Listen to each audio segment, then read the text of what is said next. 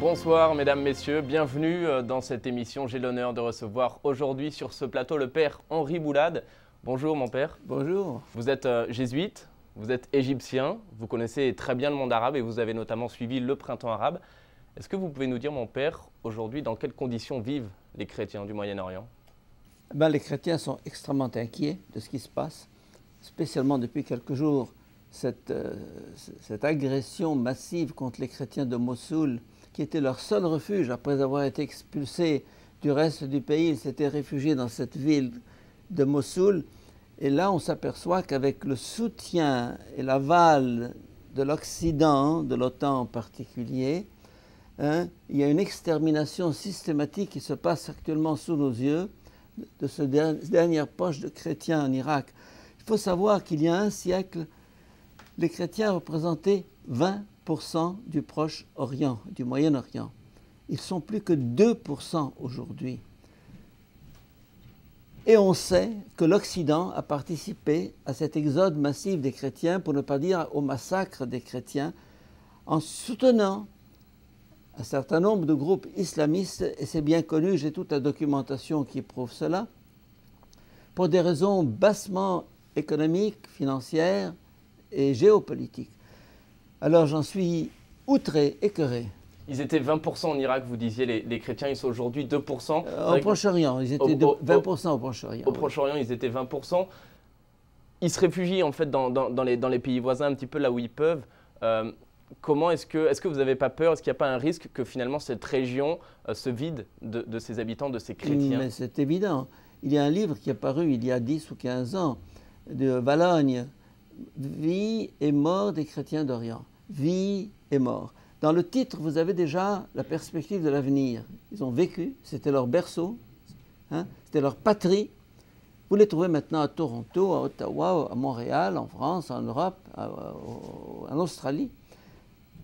Pourquoi est-ce que l'Occident veut-il collaborer à cet exode des chrétiens, à cette suppression des chrétiens? Il n'y a qu'une seule communauté forte actuellement au Proche-Orient, celle d'Égypte, où il y a encore quelques 9 millions de chrétiens. Celle du Liban, le Liban était aux 2 tiers chrétiens il y a 50 ans, il n'est plus qu'au tiers chrétien. La Turquie était à 30% chrétienne et à 0,1% de chrétiens en Turquie. Génocide systématique, exclusion.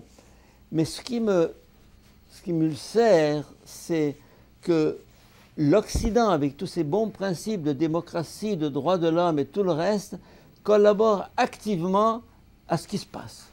Mon père, les chrétiens sont persécutés un petit peu partout dans le monde et dans différentes mesures à chaque fois, mais on a le sentiment qu'en particulier dans cette région, notamment l'Irak, l'Égypte, la Syrie, les chrétiens sont particulièrement persécutés. Pourquoi est-ce que cette région est particulièrement sensible pour les chrétiens aujourd'hui? Non, mais parce que cette région sent le pétrole. Le pétrole et le gaz naturel.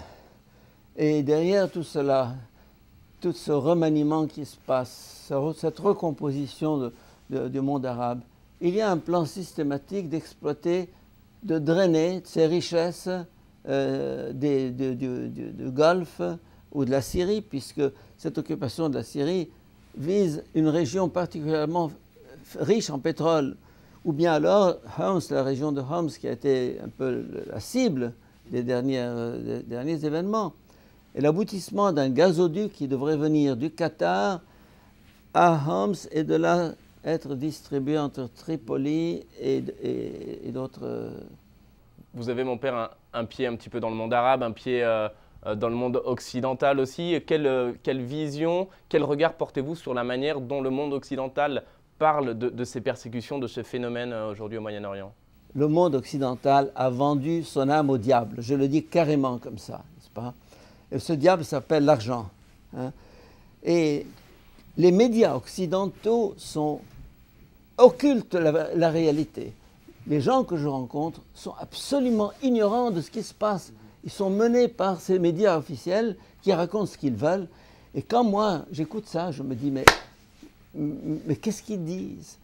Mais les gens sont pris. Ils n'ont que ces sources officielles d'information.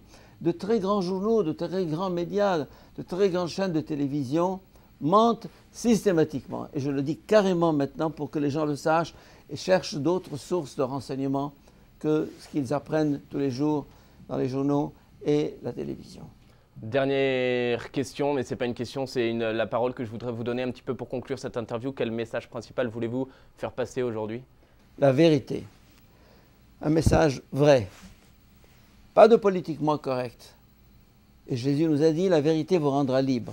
C'est pas cette liberté politique frelatée qu'on prétend apporter, cette démocratie à la mode. Non, la vérité.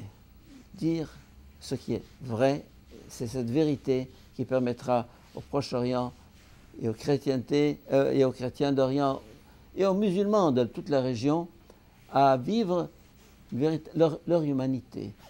Si nous voulons chercher une base commune entre tous ceux qui vivent dans ce Proche-Orient, c'est notre commune humanité.